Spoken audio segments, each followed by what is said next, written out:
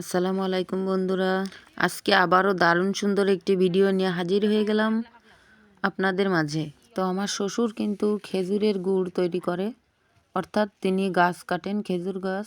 তো এই বছর গাছ কাটেননি। এই যে গুড়টা আপনারা দেখতে পাচ্ছেন, এক ভাঁড় গুড়, খেজুরের গুড়। এটা কিন্তু গত বছর রেখে দেওয়া হয়েছিল, পলিথিন দিয়ে মুখ খুব সুন্দরভাবে বেঁধে রেখে দেওয়া হয়েছিল। তো সেটা এখন মুখ খোলা হচ্ছে। তো গুড়টা যেহেতু এক বছর রাখা, তো গুড়ের ভিতরে যে গেঁজাটা থাকে সেটা কিন্তু উপরে ভেসে ওঠে। তো সেই গেঁজাটা এখন পরিষ্কার করা হচ্ছে। তো এই গুড়টা কিন্তু আজকে বের করা হচ্ছে, তার একমাত্র কারণ হচ্ছে আমার শাশুড়ি নাকি মানত করেছে। তো আমার দেবরের ছোট একটি মেয়ে আছে, ও 2 বছরের বেশি বয়স হয়ে গিয়েছিল, তো কথা বলতে পারতো না। তো তার দাদি অর্থাৎ আমার শাশুড়ি মানত করেছিল, ও যদি কথা বলতে পারে তো আমার শাশুড়ি খেজুরের গুড় দিয়ে সিন্নি রান্না করে দেবে, বা গুড়ের ক্ষীর আমাদের এলাকায় বলে। তো এটাকে আপনাদের এলাকায় কি বলে সেটা কিন্তু কমেন্টের মাধ্যমে অবশ্যই জানাবেন। তো দেখুন, এখন কিন্তু ক্ষীর রান্না করে সামনে রাখা হয়ে গেছে। তো আমাদের পাড়া বা মহল্লায় যত ছেলে মেয়ে আছে ছোট ছোট, তো তাদেরকে কিন্তু ডেকে আনা হয়েছে। তো তারা এখন থালা বাসন নিয়ে কিন্তু আমাদের বাড়ির উঠানে বসে পড়েছে। তো এখন আমার শাশুড়ি আম্মা কিন্তু তাদেরকে ক্ষীর দিবে। তো আসলে ভিডিওটা আমি করতে পারিনি, ক্যামেরাটা ফোনটা আরেকজনের কাছে দেওয়া হয়েছিল। তো হয়তো বা ভিডিওটা আপনাদের মনের মতো করে করা হয়নি। তো আমি আশা করব আপনারা ক্ষমা সুন্দর দৃষ্টিতে দেখবেন, যেহেতু আমি একজন নতুন কন্টেন্ট ক্রিয়েটার। তো আপনাদের দোয়া ও ভালোবাসা যদি আমার সাথে থাকে, অবশ্যই আমি একদিন বড় ইউটিউবার হতে পারবো। তো আপনাদের যাদের যাদের এলাকায় আমাদের মতো এমন মাঝে মধ্যে মানত করে, তো সেটা কিন্তু কমেন্টের মাধ্যমে অবশ্যই জানাবেন। তো আল্লাহর অশেষ রহমতে আল্লাহর নাম নিয়ে আমার শাশুড়ি মানতটা করেছিল, তো তার মানতটা কিন্তু কাজে লেগেছে। আল্লাহর অশেষ রহমতে আমার দেবরের মেয়ে কিন্তু এখন কথা বলতে পারছে।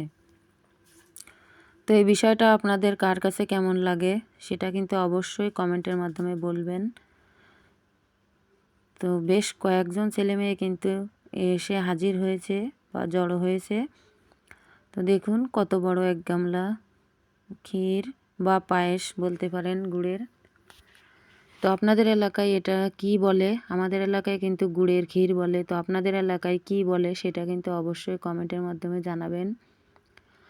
আর আপনারা যখন সুন্দর সুন্দর কমেন্ট করেন তখন কিন্তু আমাদের কষ্ট করে ভিডিও বানানোটা সার্থক হয়। আসলে একটা ভিডিও বানাতে গেলে কিন্তু অনেক পরিশ্রম করতে হয় তার পিছনে।